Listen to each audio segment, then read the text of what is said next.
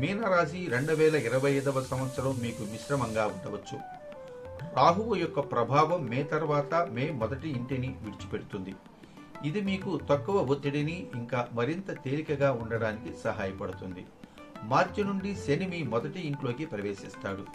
ఇది మీకు సోమరితనం కలిగించవచ్చు.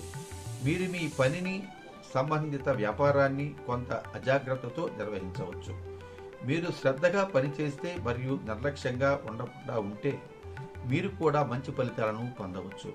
రాశి ఫలాలు 2025 ప్రకారం ఈ సంవత్సరం బృహస్పతి యొక్క సంచారం కూడా మీకు వైవిధ్యభరితమైనటువంటి ఫలితాలను తెస్తుంది.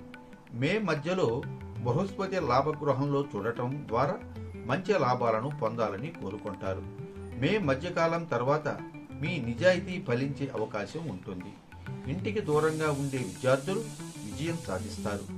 రిమోట్గా పనిచేసి డబ్బులు సంపాదించగల వ్యక్తులు కూడా విజయం సాధించగలరు.